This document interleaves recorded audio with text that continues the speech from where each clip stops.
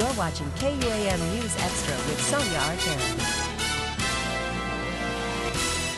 And welcome back. We are talking with Guam's most enthusiastic advocate for promoting great dining experiences, Mr. Ken Stewart.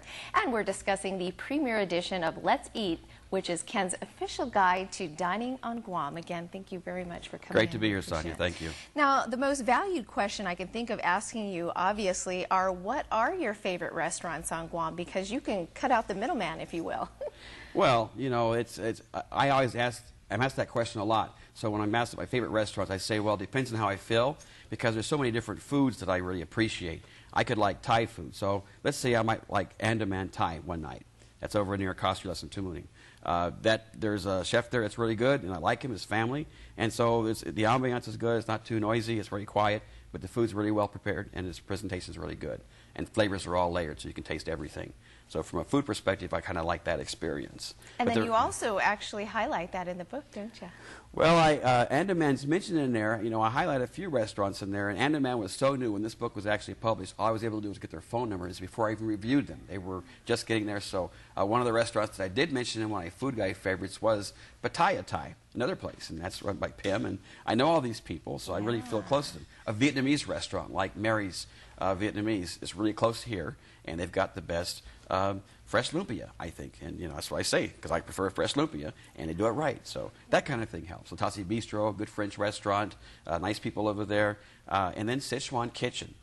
Yeah, I had the most wonderful experience alongside you to experience the Sichuan Kitchen. Tell us about, I call it fun food. Yes. But how would you describe it? Well, the experience we shared was the Chongqing hot pot.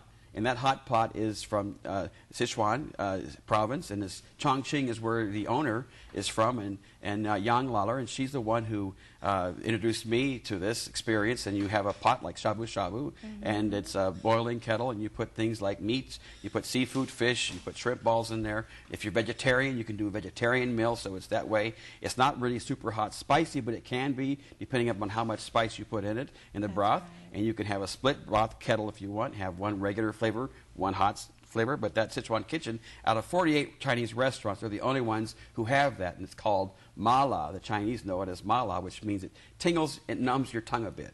But locals have fallen in love with that place because they get all this great food, it's flavorful, they have a lot of fun doing it. Like you said, fun food, it's social dining, it's a great place. It's located at Josie's Tavern here in Tumuning, just past Pizza Hut, and I recommend going there. The regular food there is good too for lunch specials. Really good, you know, Chinese food like chicken wings or their different mapo tofu is really good. Other things like duck. So you can get a lot of different food, but their hot pot is what I really praise. And I really love the way that it's like family oriented. The tables are big and round, and you can have a bunch of people, even just friends, gather around, and you're all throwing things in the pot. And I love the variety of things that they give you to go with your food. That made it fantastic, the experience that much more. Well, people like to experience new, different things, and Guam has a lot of new restaurants on the horizon. And there's restaurants that people don't even know about that are either in the book or at our website, guamdiner.com. And my newsletter every week can reveal some of the new things that are happening and some of the new experiences. Like Join Us is reopening, so that's kind of good. People look for that. And then the new hotel, of course, over at the Sheraton has opened up, and I haven't been there for all their experiences, but you know, they've got good people over there, and given time, should be very good. What would you say is your overall goal in being the food reviewer on Guam and actually putting together this wonderful guide? I think the main thing is to help people sort through the maze of all the different, there's just too many restaurants, too many places, so give them a little bit of insight, a little preview, if you will, kind of make it a handier guide. And, you know, I also want to do more than just Guam. I want Saipan involved, as well as Palau and Micronesia, and also some of the region around us. You know, I like to travel a little bit and write a bit about that too. So we have great food experiences here, some of the best cuisine from the Asian areas. Korean food is excellent here. Our Thai food is better than what you get in Hawaii and other places. So we are very lucky, Vietnamese, because of the first generation family that are come here.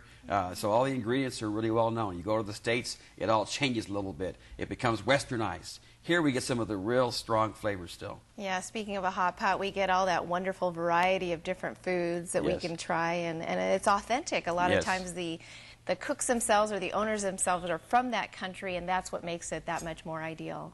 Well, we're very lucky on Guam. It's one of the things that we have. We are where America's Food Day begins.